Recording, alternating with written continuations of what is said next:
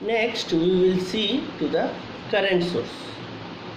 So you have studied already the voltage source. Now we will study the what is current source. Ideal current source. Again, in current source there are two types, as I have mentioned: ideal current source, practical current source. Voltage source also ideal and practical, current source also ideal and practical. Now we are studying only the current source. So ideal current source is the source which gives current, constant current at the terminals irrespective of the voltage appearing across its terminal. Means the source, whatever it is, I am not drawing the symbol first. Say source, it is supplying the constant current through the load irrespective of whatever the voltage is supplied from the source. Again, you just concentrate. Ideal current source, if it is a current source, is the source which gives constant current at its terminals. At its terminals it will supply the constant current irrespective of the voltage appearing across the terminal. Even though the voltage is varying, then also it will supply the constant current. That is the requirement. If a circuit can do this, we will call it as constant current source. The symbol is given by like this: I or IS, source current. Okay. If it is source current, then also it is also source current. Now the symbol we have shown, and as you have seen that it is connected to the load. Load may be one resistance, maybe a network, those things you will see later. Just we will consider only one load. We have shown that it is connected to the load. At any time the value of the current through load IL is same, that is irrespective of voltage appearing across the terminal. This is explained by the VI characteristics. So if I draw the VI characteristics, this is VL, this is IL or IS. Okay, just consider it is IL, means load current IL. Whether it is equal to IS, that we will see. Just we are considering the IL, and this is the load voltage VL. So we are trying to find a relation between this VL as well as IL. If VL is increasing, this VL is increasing, then IL should not increase. That is the case. So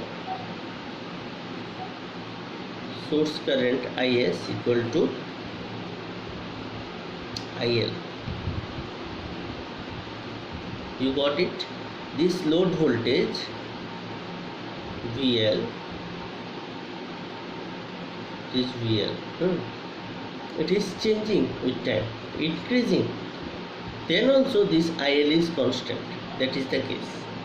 Then it will be termed as ideal current source, and the symbol is, even though I have drawn here, just see, arrow mark,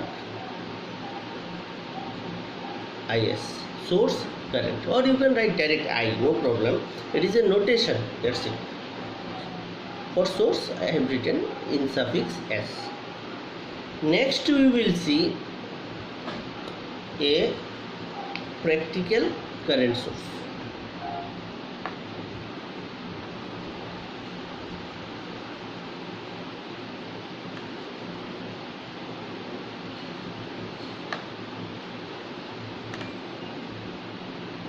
Practical current source.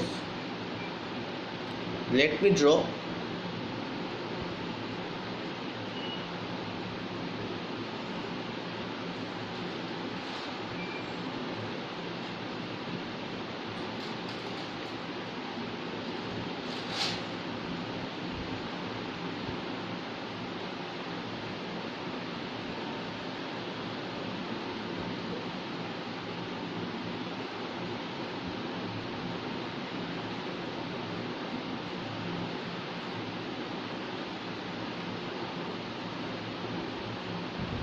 So this is IS source current, this is R shunt we have connected, this is IL, this is ISH, I shunt, and this is VL.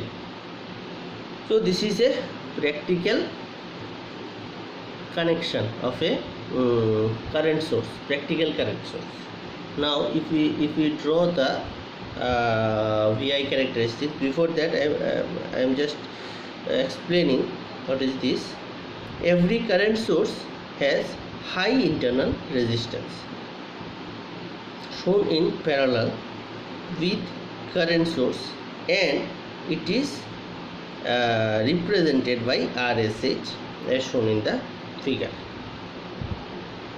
So prior to that, this part I have not mentioned, like what is the internal resistance of a voltage source. You already know from the electrical background what is the internal resistance of the voltage source. It is 0, but in practical we have to show the resistance. As in the voltage condition we have shown, like it is a voltage source, and we have shown in practical case we have shown the series resistance RAC. We have told that this RAC is the internal resistance of the voltage source. In practically we are showing like this. So it is the practical voltage source, and ideal voltage source is like this. We will not show the RAC there, ideal voltage source. In current source also, this is current source, ideal current source, and in practical current source what we will do, we will connect the high resistance here as a shunt, or SH or whatever you like. So it is the practical current source. In practical current source the internal resistance is high but not infinite. But in case of ideal current source, here also the resistance is connected to parallel, but that resistance is too high, infinity. Infinity means disconnected. You got it, na? Here also the thing is connected. You see, in the practical case, ideal case, I have not connected any resistance. Here also resistance is connected, but practically it is 0. 0 means shorted. But in practical case it is not 0. It is very minute in nature, but it is not equal to 0. So we have connected a series resistance, very small drop. Not drop, I will mention a very small resistance. So in ideal current source there is a shunt resistance already connected, but it is of infinite resistance, so we are not drawing it. Infinite means discontinuous, not connected.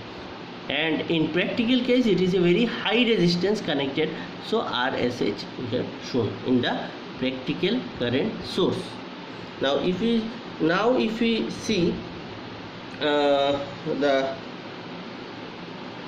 VI characteristics, again before that I must mention this.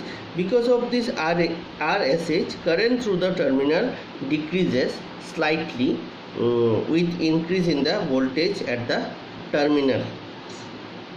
So if you increase the this voltage, then the current through this and this will slightly vary. Due to this, ideal case is like this, but the practical case I practical will go down. This is ideal. Okay, so this is your load resistance, this is your voltage, load voltage, and it is getting decreased. So we are interested to the source current. So here source current is not equal to the your IL. I practical means IL only, practical IL. Okay. So some of the points to be remembered is, what is the internal resistance of a practical current source? RSH equal to very high, and what is the internal resistance of a ideal current source, it is infinite. And similarly, what is the internal resistance of a voltage source? In ideal case it is 0, and in practical case it is small.